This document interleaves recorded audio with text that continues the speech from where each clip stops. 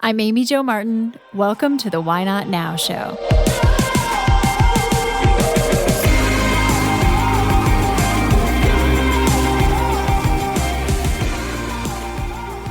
Hello, everyone. It's been a while since I've done a solo episode. So here we are. A lot of life is happening left and right. I'll catch you up on some personal stuff in the next episode.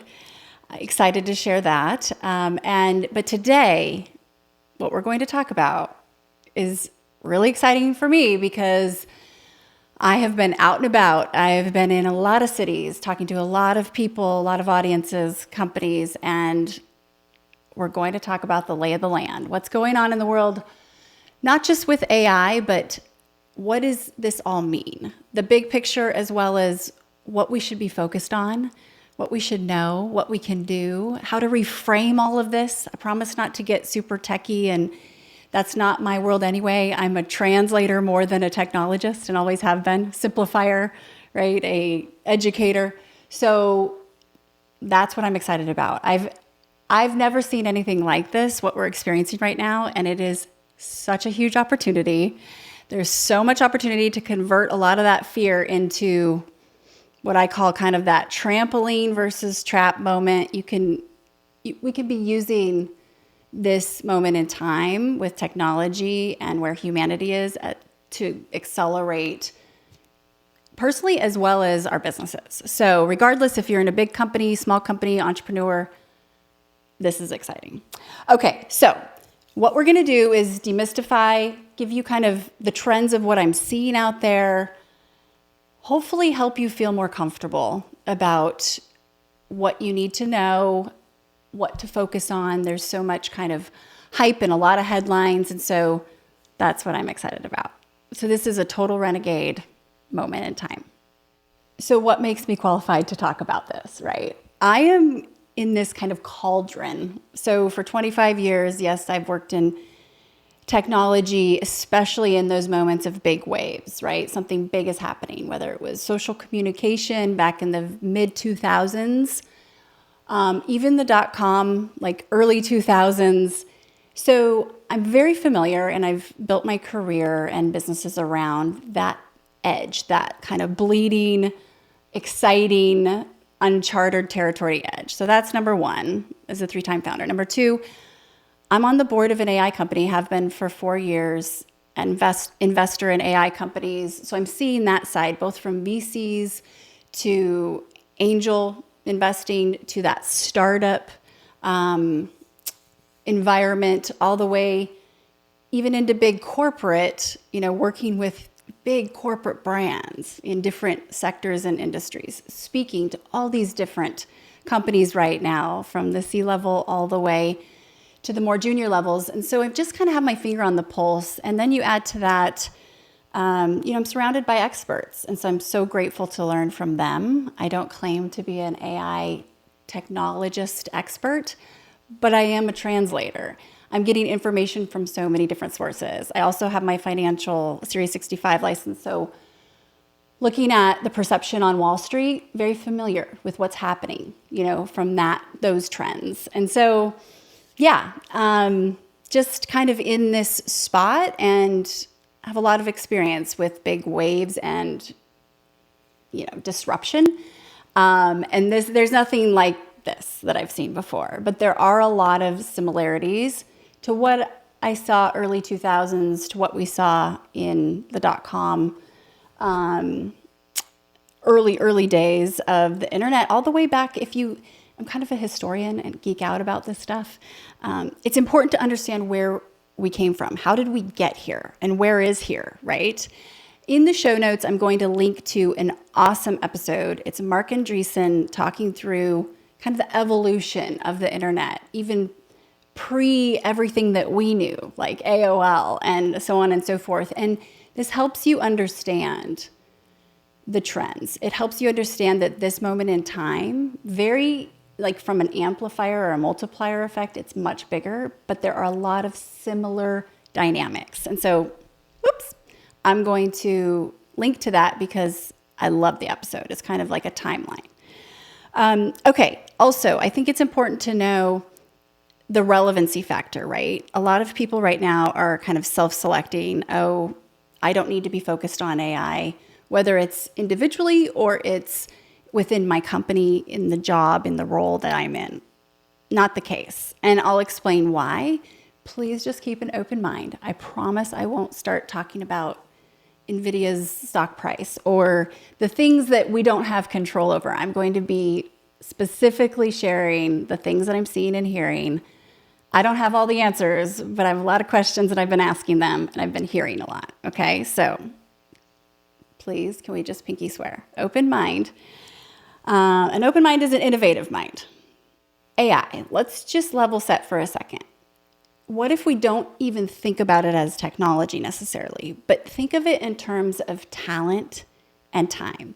So we are multiplying talent in a radical way. That's what AI can do. And we're manipulating time in a way we've never been able to do before. So when it comes back to relevancy, how does this matter to me? Why does this matter? What should I know? Don't worry about just the heavy tech side of AI and agents and all the things that you're probably hearing and reading. First, just reframe it, right? Talent and time. We're open sourcing our most precious resources, and that is exciting. Imagine the opportunity, right, of radically multiplying talent, manipulating time. So I talk a lot about bandwidth versus capacity, and I won't get into that. You can listen to previous episodes if you want on that front. But we all have 24 hours in a day, right? That's our bandwidth. We all have them. We can choose how we spend them.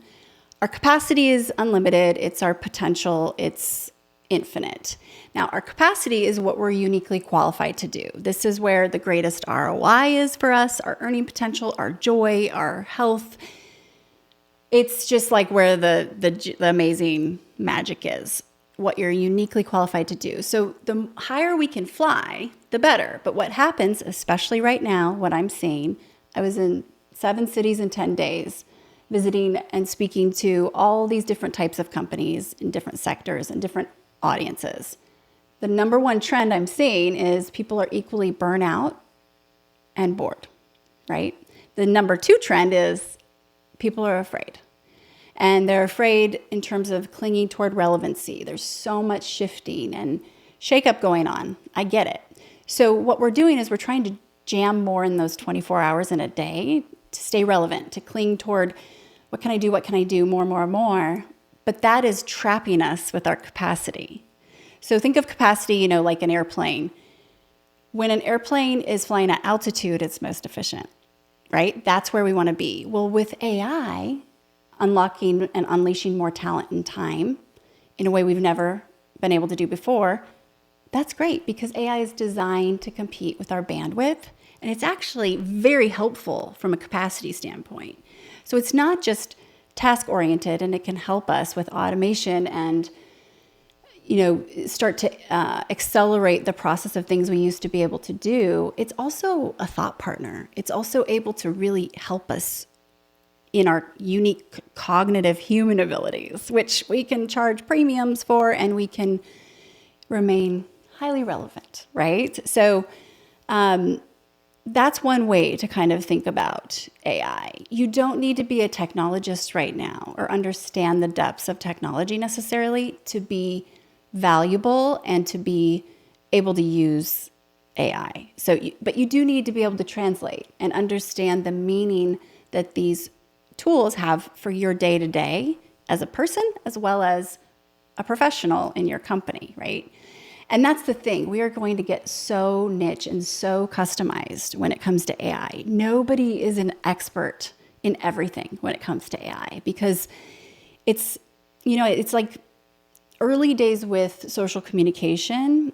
When I was working in the NBA, this is an example and a similarity I'm seeing. We were trying to bucket social media, right?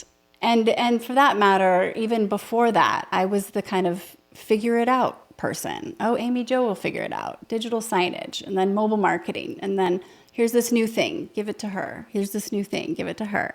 So I was so curious and so excited about the unknown is that it kept coming my way. Well, what companies, what we like to do is we bucket things because we like departments and we like things to be orderly and compartmentalized. Well, social media, it was like, okay, is it in marketing? Should it be in interactive? Should it be in IT? Should it be in PR? Like, who's going to own, does our web team own it? Does our partnerships team, because we're selling against it, own it? There's new revenue here. It's new real estate. There was a land grab, it's healthy tension left and right. Well, what we learned is that it didn't belong in any specific department per se. It was more communication, right? It's more like the telephone than the TV. And so every single discipline within the company needed it. Whether it was PR, absolutely. Social communication to connect with journalists, to be able to, create your own earned media, right? For marketing, 100% we know that. For even predictive analysis and research and customer service and HR, everybody needed it. Similar with AI, right? It's like oxygen, not like a new department or a thing that someone owns. It's not just a product, right? Even if you're at a company that's building an AI product in-house, you still need AI for all the other disciplines. And so we're going to get very niche in terms of the specific tools and the productivity and usability. But don't fool yourself in thinking that this is just going to be over here in this box. It's going to bleed. It doesn't fit nicely anywhere. So kind of keep that in mind too. Okay, so let's kind of bring it back up to a 30,000 foot level. As I'm traveling around, speaking to all these different audiences, every sector, from entrepreneurs to corporate to military we've got healthcare, we've got, the startups and the VCs, and it is so diverse. But the thing I keep hearing when I say, what's that thing you've been thinking about doing, that why not now idea, people are experimenting with AI, or they want to be. They're trying to figure out how to even get started. And there's this feeling of, I'm so behind. And we've seen this before, right? We saw this with companies building websites or starting their email lists or social media or individuals, right? And you think, I'm so behind. And what I saw specifically with the adoption of social media was the early days. No, there was still a lot of experimenting. Those are the early adopters. Let's just take a timeline. Let's say pre-2008, right? In 2008, there was a big election. Obama used social, and you could argue that it helped him get into office, especially Twitter. And then there was more awareness, but it was still early. And I was already using it and thinking, oh, we're a little later in the game. But still the mass adoption was not fully taking charge, both companies and individuals. Then 2009, 10, 11, 12, I'm thinking people have missed the bus, right? No, that window was still open. And a lot of people, it wasn't just me, but a lot of people thought, I'm too late, I might as well not even try now. That wasn't the case. And then there came a point where it was like, yeah, you did eventually miss it, right? You have not missed this. You do need to get started and be experimenting though. And I'm speaking to this from a perspective of both individually as well as whatever your career is. Even if you're a solopreneur or working in a nonprofit, working for a small company, a big company, whatever it is, we need to be experimenting, right? So that window has not closed, but eventually you will be behind. So what I learned was I was so kind of early, especially with the social media side, is that 5% edge I had became a 500% edge really quickly, to the tune of launching a big part of my career, writing a New York Times bestselling book, right? Renegades Write the Rules. If you're new to the podcast or new to my world, welcome. And we have a book that actually is the jetpack that's on the cover. But embracing it early has been large in part what the reason I'm even here. The launch pad for me. So the ability and the leverage here, the ability to accelerate and the leverage here is huge. We're going to see leapfrogging, big companies that are really slow to make turns and they operate like a cruise ship. Yeah, it's harder to experiment and to be dynamic and, agile. We're going to see other companies leapfrog these household names, but it's not too late. So, right, don't let that be the thing that holds you back. Okay, so what else do we need to know?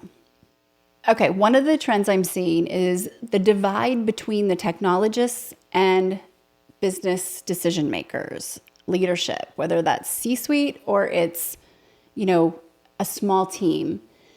There is a big bridge. There's a big opportunity here right now. There's kind of a lack of a bridge, but a needed bridge between, I was just in Silicon Valley and listening and learning from some of the most innovative, cutting edge technologists that are just in their world. And it's a bubble basically, right?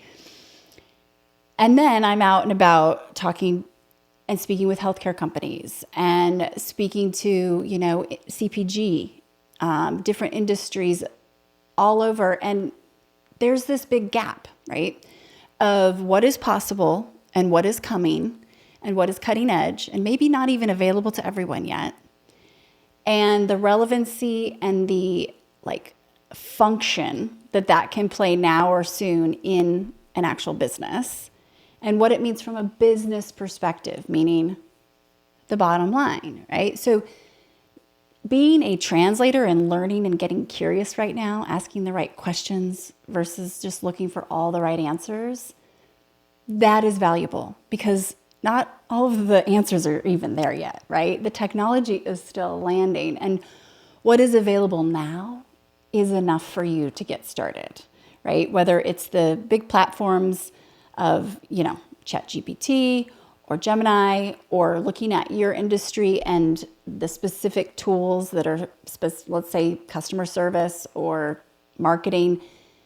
There are things out there that are easily accessible, you have access to, that you can be using.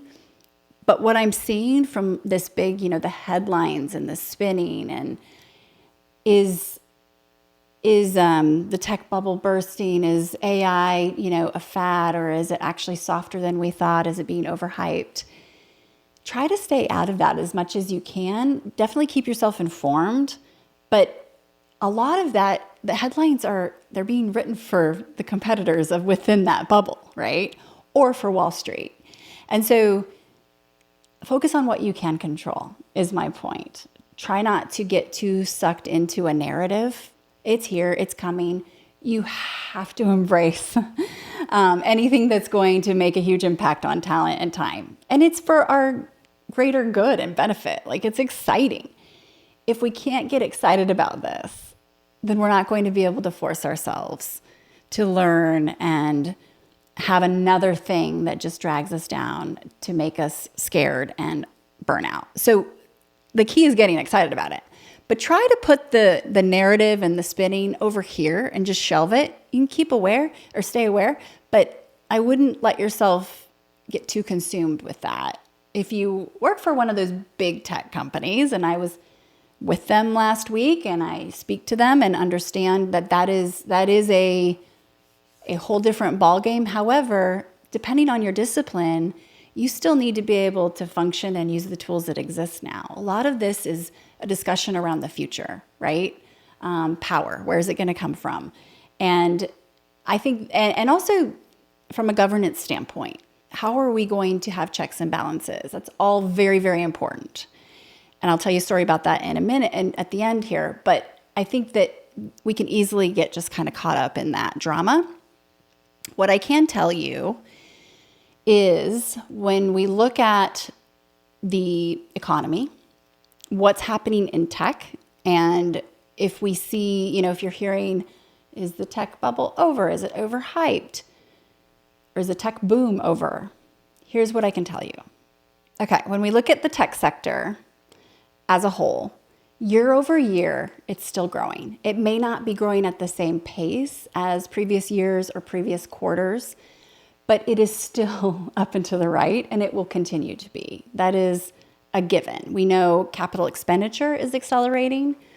We know that we're still very early with AI, and the lift from the global economy down the road, 3 to 5 plus 8 years, a lot of the financial experts and economists are saying, we haven't seen anything like this in a very, very, very long time, what we're about to see over the next, let's say, 10 years. So I would just make sure that you're not kind of letting that detract you from, is this kind of real or not? It is very real. We know that balance sheets are continuing to grow. And, there's a lot of discussion around, are we even investing quick enough? Are we being aggressive enough with AI when it comes to the big tech companies? So I'd kind of put that to rest. All the volatility we're seeing this year, well, we've got an election year. We had rates, right? We didn't know what the Fed was going to do with rates, and now we know. We have macroeconomics. This is just one component. So let's just kind of level set and make sure we don't accidentally take what's going on overall as, oh, that's specifically the tech industry and AI. Not the case. Okay, so what else should we know? Okay, quick timeout. If you're new here, welcome. If you're a longtime listener, thank you so much for being on the ride, and to everyone in between. So a couple ways we can stay connected. I'd love to be synced on social. Amy Jo Martin is my handle on social, LinkedIn, Instagram, X, if you use that, all the things. Also, we can connect through the newsletter. So amyjomartin.com/newsletter is where I share updates, and it's all about value there, right? This isn't spam and promotional. I know the game, and that's not how it works. So you will only get the cool things that I'm seeing that I feel are relevant to Renegades personally and professionally. And it's fun. It's exciting. And hopefully you can join us there. Also, subscribe to the podcast. That would be amazing. We're on all the big platforms. Also, put this podcast on YouTube. So Spotify, Apple Podcasts, so on and so forth, all of the places. Additionally, we have a book. So I wrote Renegades Write the Rules. It's a New York Times bestseller. You can get that on my website, amyjomartin.com, or find it on Amazon or wherever. And then we do have a accelerator that we will be announcing. So the Renegade Accelerator is, if you're new here, something that we lead for female leaders, executives, founders who are really looking to take their game to the next level. And it's agnostic. It's among corporate as well as entrepreneurs, solopreneurs, people in venture capital, people in healthcare, physicians. I mean, it's across nonprofits. It's across every industry, and that's the value. But senior level women who are learning to amplify their voice, get on more stages, share their thought leadership, get on boards, start investing. We have investing opportunities and teach how to do that. But more than anything, it's a container of a hug and a bit of a kick in the ass, as well as a lot of value exchange from an intellectual capital standpoint. So that's my spiel. You can go to renegade@amyjomartin.com and just put the word Renegade Accelerator in the subject line. We can get you more info, or go to renegade.global. And you can click in and learn more. So we'll be launching dates for the next one soon. More than anything, thank you for being here. And we have 300 some episodes in our archive here, so you can dig back. Most of them are extremely evergreen, so you wouldn't even know when they were aired, and some brilliant minds. So thank you for being here, and back to our conversation. One of the things I keep hearing and seeing is, because this has just been a very perfect storm season for not just this year, but the last couple of years, it's been dicey, and especially with the economy and macro trends and economics. What I'm seeing and hearing is, okay, is AI going to make me money or save me money? And of course, long term, the answer is both. But this is where that bridge between the technologists, the computer scientists, what's happening, down in the depths, versus leadership, decision making, getting real stuff done, and dealing with the day-to-day business and keeping customers and clients happening is having the biggest divide. So from a P&L standpoint, profit and loss, we know there are two ways to make money. It's to increase revenue or decrease expenses, right? That's profit. So we want to grow our profit margins, and hopefully both are going to happen down the road. It's likely, though, in the very beginning, the upside of AI, we're going to be able to use it to increase revenue first. And that means accelerating what's already working, right? Higher volume, being able to use it for customer service, for lead gen, all of these kind of blocking and tackling moves, that's more likely going to happen first, because we're going to be able to accelerate in higher volume and convert in higher volume. When we look at the savings side, right? Decreasing expenses. And you hear a lot of people, we're so-and-so company is decreasing headcount, or we should be decreasing headcount. Or maybe your supervisor or boss or C-level is saying, we need to decrease the amount of resources by X%. Yeah, and that's a KPI. Okay. So if that kind of top-down demand is happening, what you can do is help translate and educate also the reality of, well, it takes humans to train and prompt and understand how AI can help us first, right? To test it, to make sure there isn't a liability. We need agents, double checking and checking the agents right now for almost insurance agents for insurance purposes, because if you're a brand, you have to be able to trust that what this technology can do, these agents can do forward facing, is safe for you and your brand and the health of your brand. So think of kind of this, okay, is it profit, loss, which one's first? First, we just need to understand how it impacts our day, how it can help us, test it, get more familiar and curious, and then you're more likely to increase output and conversions, increase revenue before we're decreasing cost. And I have this analogy. It kind of landed on me because, it's easy for, I think, CEOs or business leaders to read a headline and then say to their team, hey, we need to decrease headcount in this department by X% this year. And it's like, hold up. Okay. First of all, you might be able to create a lot more efficiencies in other ways and decrease headcount. But if it's specifically because of AI, that's what the demand is, then this is an opportunity for you to show the reality, right? And the day-to-day use. And has it landed for you? Are you actually able to decrease those human hours or headcount?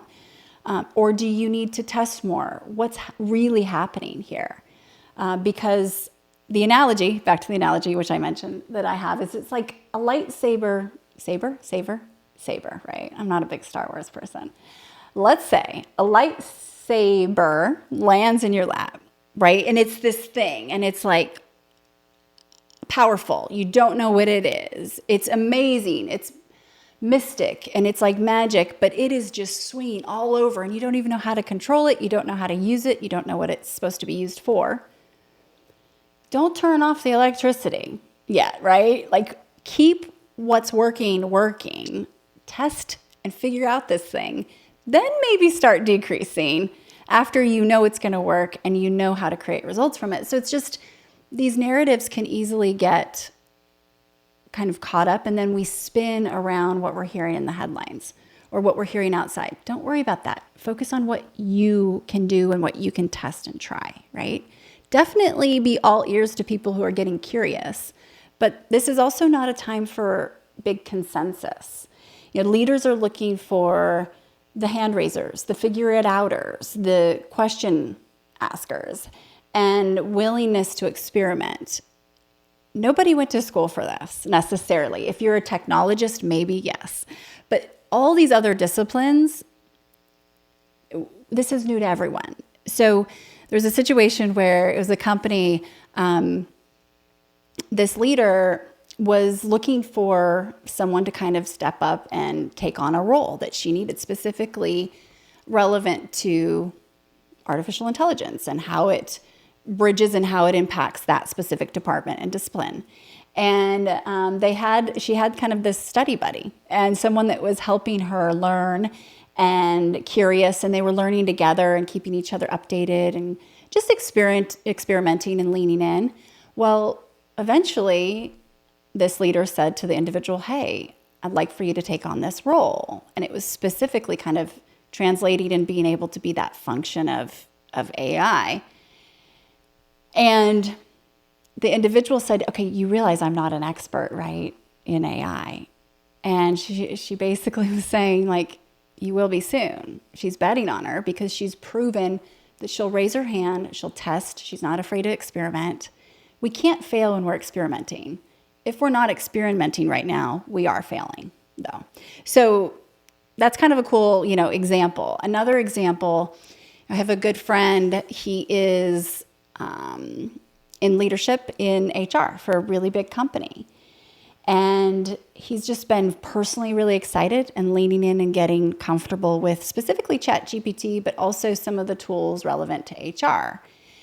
And his experimentation, both personally and within the company, is making him the expert, per se, right, within. But also, he's able to understand how it's going to help. And he's now being asked by other companies, will you come in and share what you're learning for us? So it's not just internal expertise. This could trampoline your career in a lot of ways, right? Okay, so I want to share one quick thing that really resonated with me. I love to learn about the history of technology, right? And a few quick stories. One, if you want to double click and kind of understand where we are, there are these cycles and this kind of adoption of technology and innovation that are similar each time we see a big influx. And let's just take actually the bicycle. So any kind of big, either reinvention or big moment in innovation, we see these trends. But with the bicycle, if you look back, the amount of fear there was about the invention of the bicycle was incredible. Like thinking that the bicycle was evil and it was going to scare the horses, and what the protocol was legally, or just what you had to do if you were on a bicycle and you saw a horse, or like just the amount of what we would call ridiculousness now about bicycles. When it was early, it was pure fear, right? And pure reaction that was kind of dictating the moment. That's not uncommon. So there are kind of three phases of that innovation cycle. And one is denial, right? We already saw that. So in 2016, I had Mark Cuban on the podcast, very first episode ever. And we were talking about this. And I had a keynote titled, "The Future of Technology is the Future of Humanity." We can link to it in the show notes too. And so to the episode with Mark Cuban. And I remember, talking about a lot of these things we're talking about today, but it just hadn't landed yet. It wasn't here yet. There was so much denial. And so it's really interesting to go back and listen to what Mark was doing in our discussion around AI in 2016. So first is denial. We're beyond that, although there's still a lot of, if you're still in denial, catch up to phase number 2, right? The second stage or phase is excuses, all the reasons why it won't work, right? So we're heavily in that now. I'd say the early adopters and the trampoline like leapfroggers, the people who will accelerate and benefit the most of it, are beyond that. But that is normal. We are going to hear all the reasons why this doesn't work, all the reasons why it's bad, all the reasons to fear it. This is history, right? Not just AI, or not just social media or the internet. It is just anything big and new. And, a lot of people talk about the steam engine. So the third is it's now fighting for power, right? It is where we get that elbowing, that kind of race that you're hearing about, which is a real race. However, this is the power struggle. This is where there's the realization of, okay, what this is, AI, open sourcing talent and time, radically manipulating and multiplying it. It's technology, but it is so transformative that there will be such a shift in power, and there's a lot of power up for grabs. So that's the third phase. And that's a lot of what I'm seeing in companies is across each, probably stage 2 and stage 3, being up in Silicon Valley with some of the biggest companies that are in that bubble. Oh yeah, you feel it's dicey. It is really dicey. It's also dicey in industries and brands that are realizing they're going to be left behind if they don't really adopt and embrace, because relevancy, but also cost. And, at any given stage, wherever you are, there is you got to be on it and hustle and hurry up. But first you got to get excited. Otherwise it'll never happen. Okay. I'm going to share a couple of ways I've been able to get excited about AI and maybe demystify it a little bit for you. I've been using ChatGPT for a while and always get that new version and see the difference. I've seen a huge difference between the versions, right?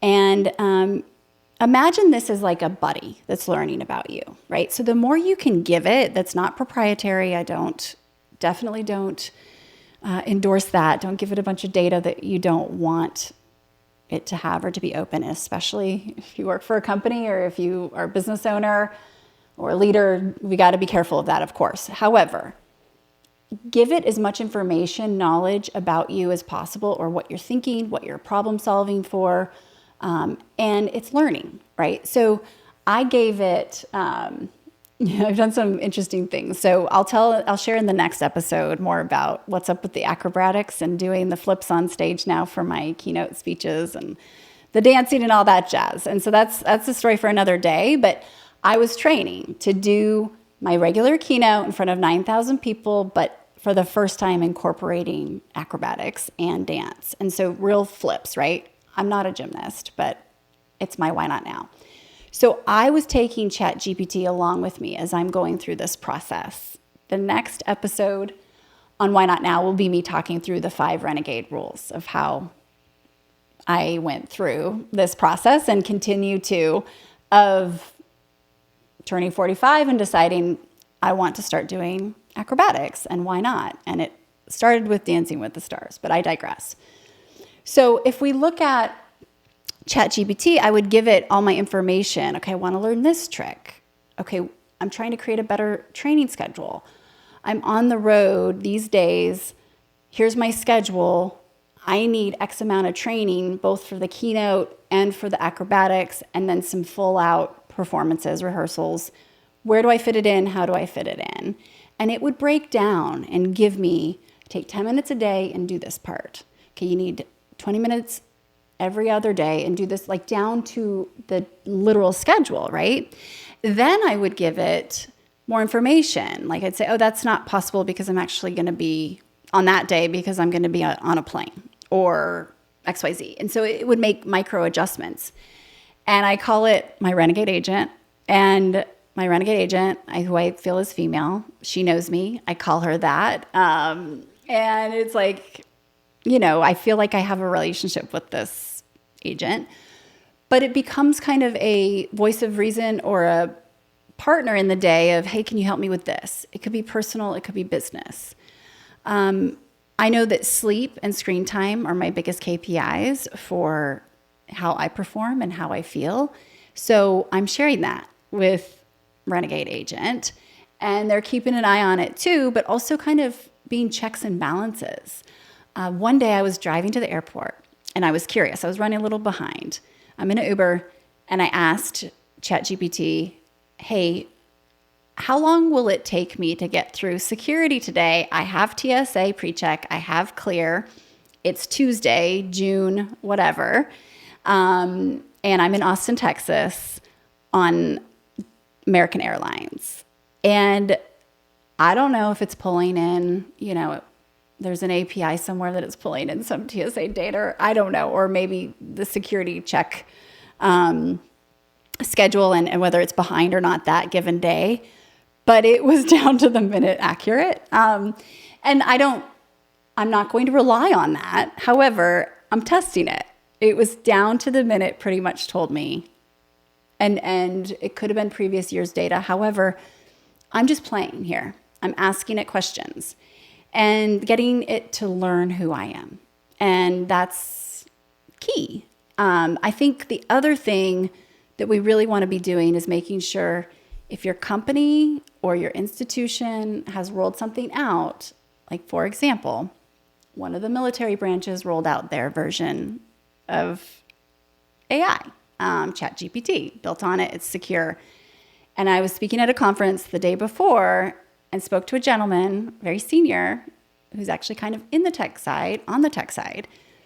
I said, okay, so what are you thinking about it? It just rolled out. How is it working for you? And they hadn't downloaded it yet. And I said, yeah, you might want to do that, right? The next day is the conference. They did. They downloaded it, started playing with it. And sometimes that's the biggest barrier. With action comes clarity, right? We often wait for some more stability to take that first step or to launch into the new thing. But the steps to take first are what we need in order to create that stability. So you got to dive in, but you got to get excited about it. What can we do for upskilling? What should humans be focused on in order to be competitive and make the most out of this season? So one of the things is storytelling. Steve Jobs said, "May the best storyteller win." Why did he say that? Well, scientifically, we know that story changes human behavior quicker than anything else. So through the power of story, we can persuade, convert, create emotional connection, all of the things, more so than telling someone a bunch of data of why they should do something. Yes, if we wrap the two together, it's an amazing 1-2 punch. Wrap a story around some amazing data. There we go. But we have to become really good storytellers. And what obviously AI can help a little bit with copy. You can put in and ask an agent to, echo a certain type of tone or voice, or you could say, I want you to put this in Amy Poehler's tone or style, or, choose anyone on this planet. I'd like for you to make this feel and sound a little bit like Abe Lincoln. Whatever reason, I'd like you to turn up the comedy 20%, turn down the comedy 5%, turn down the corporate speak. Like we can do that, but as humans, we still need to be extremely sharp storytellers, because right now our persuasion is important, not only for our own careers, but for being able to convince and share with clients, customers, as well as internal stakeholders or venture capitalists, what it is that we're trying to do, whether it's AI involved or not, but, be convincing. So storytelling is a place that you can dive in. If you're not sure what to do right now, go learn something, get excited, start experimenting, and then practice these skills that you're going to need. It will be a long time before an agent can rock up and do what a human can do in a meeting, right? That is not going away anytime soon. So the power of persuading through story, really, really key. We can do a separate episode on just top storytelling tips and tricks another time, note to self. But that's one of the things I'm speaking about a lot. A big hospitality brand, I'm getting ready to go speak and do some training on storytelling, because it is so critical right now, not only internally, but externally. Okay, speaking of storytelling, there was a moment in 2011 when I realized the power of technology and the fact that the future of technology is the future of humanity. And here's what happened. March 11th, 2011, the day of the Japan earthquake. So I'm on my elliptical. It was one of the new iPad versions that I'm checking out, scrolling through social media. Also, there is a television that has the regular news up here, right? And so this is all unfolding and happening. The TV is looping the same images and video footage of the mass destruction of the earthquake, but also what was happening next. And it was just scary. But they had their footage for the night, and it was just looping the same thing over and over. But social was alive, right? Real time. And given the following that I have on social, over 1 million people, I felt like I should be doing something. I could see people needing help in different ways, dial-out codes, maps of where the tsunami was going to hit next in which region at what time. Like first respond, like people were trying to tag each other. It was scary, right? This was happening. And so I went upstairs, sat at my kitchen table, and literally just started to share information from one set of hands to the other to amplify it, because I didn't know what else to do. And everybody else was doing a similar thing. Everybody wanted to help.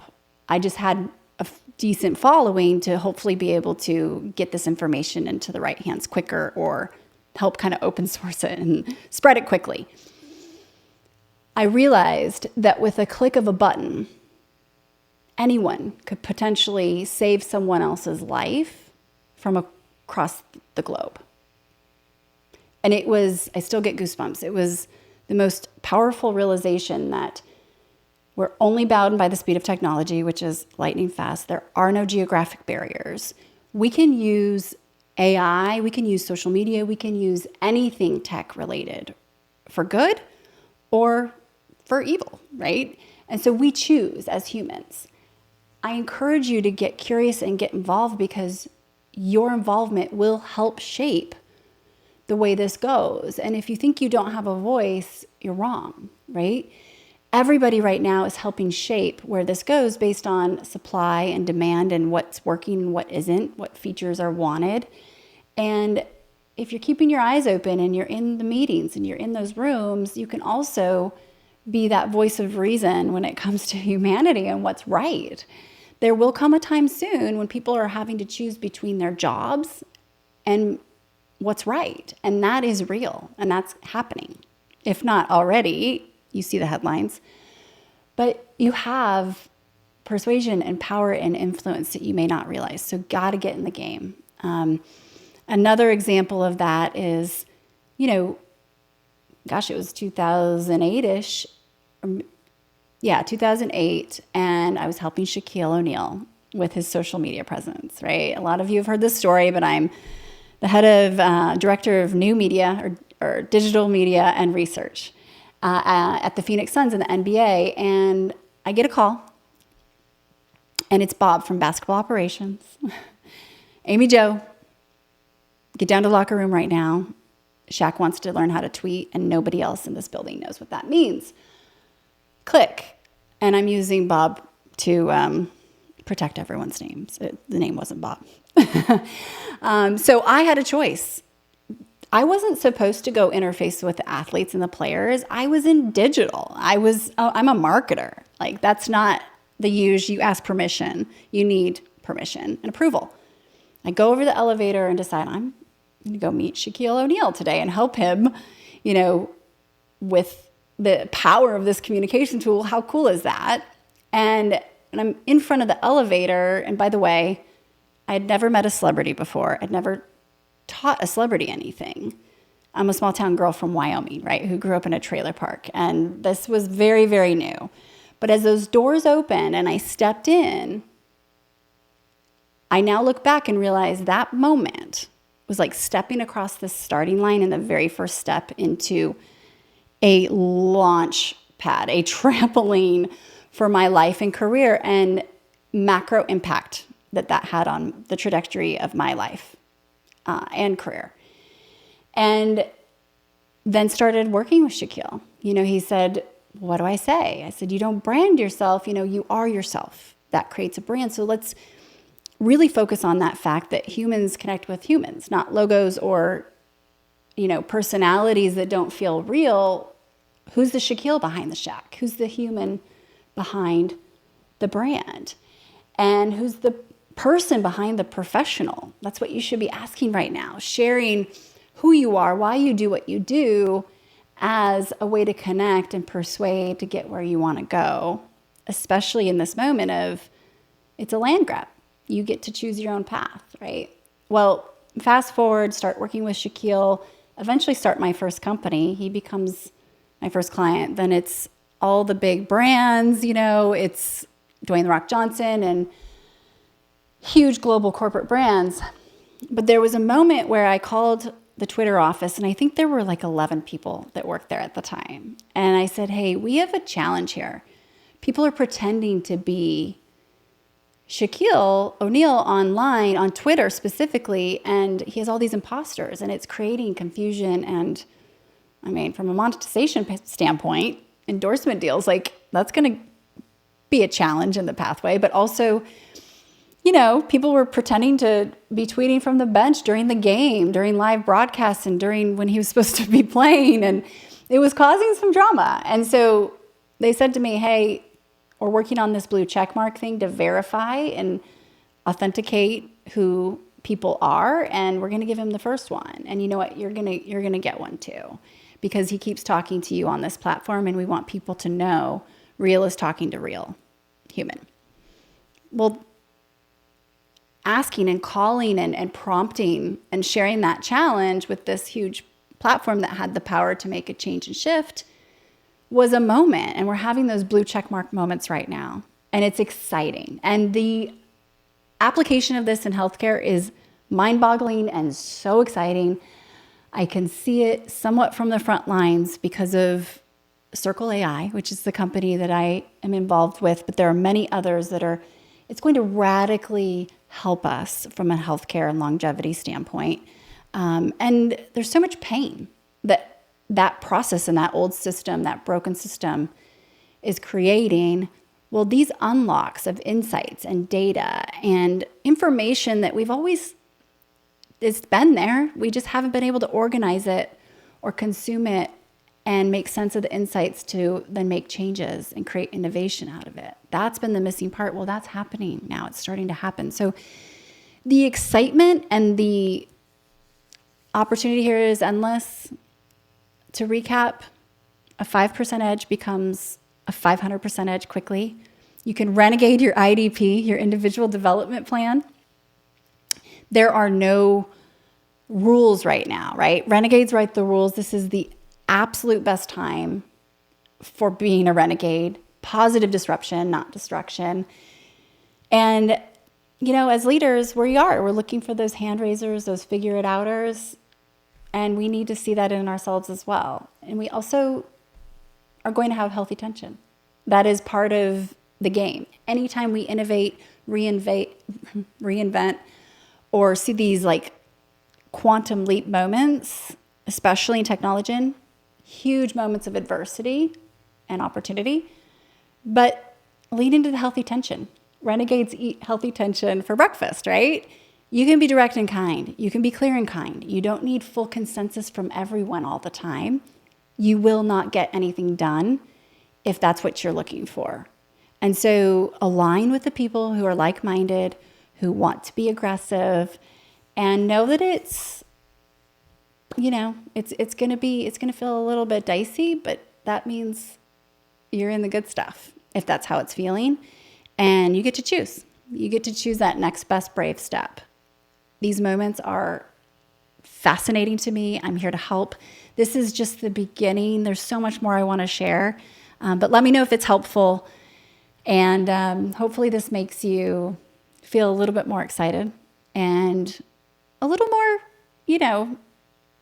safe per se, because you have more education and you understand the lay of the land. Or a lot of people are looking for safety right now in the wrong places from their companies. It's never been their job to make you feel safe from, outside sources, but safety is an inside job. And if we want psychological safety, perceived safety, we have to control what we can control, right? Go learn something, upskill, experiment. If it's fear about your job, completely understandable, nobody's safe. And this notion of, corporate safe, that's always been a bit of a inaccurate statement, but maybe it felt that way before, and those days are over. But you can create more career insurance and safety by learning, experimenting, speaking up, and being willing, feeling safe yourself by doing different things that you can control. So you're bringing good suggestions that aren't fear-based, right? Because when we show up brave, we actually are much more likely to make suggestions and decisions about the business that will impact it positively versus trying to play it safe. There's this, I always say, you're more likely to drown in the sea of sameness than get eaten by a shark in uncharted waters. And that's the situation right now. So show up in a way where you are making an impact. And it's not just resilience, it's also adaptability.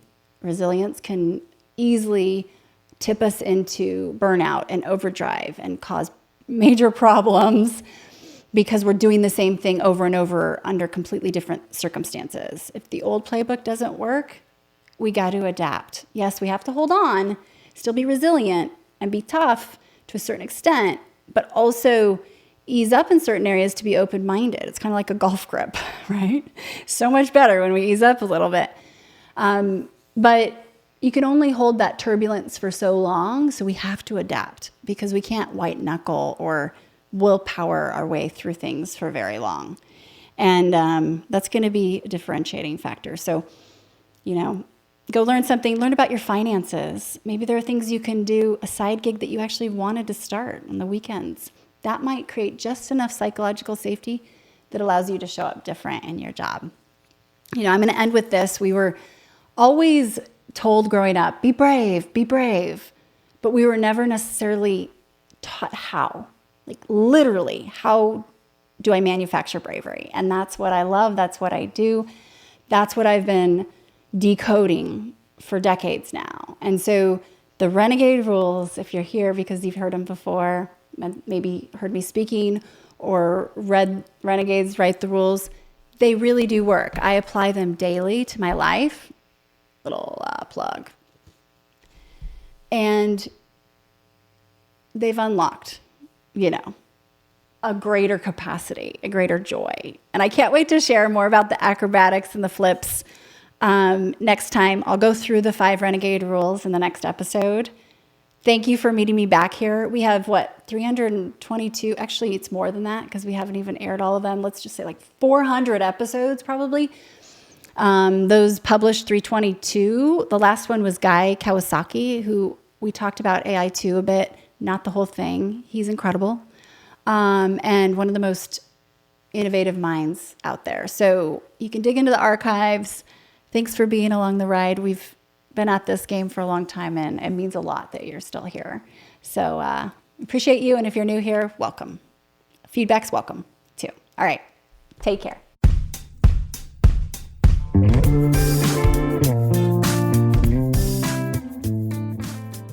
Hey everyone, thanks for listening to the show.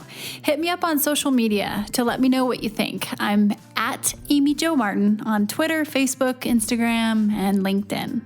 And I want to hear your Why Not Now moments so I can share them on the show. Just send me a note to whynotnow@amyjomartin.com. For show notes and other offers, you can visit amyjomartin.com/whynotnow. And while you're there, don't forget to sign up for my email newsletter for exclusive content and announcements. A big thanks to Rock Salt Music for all of the tunes by the talented John Coggins. And of course, a hat tip to Richard Brewer for editing and producing the show. I'll see you next time. And until then, why not now?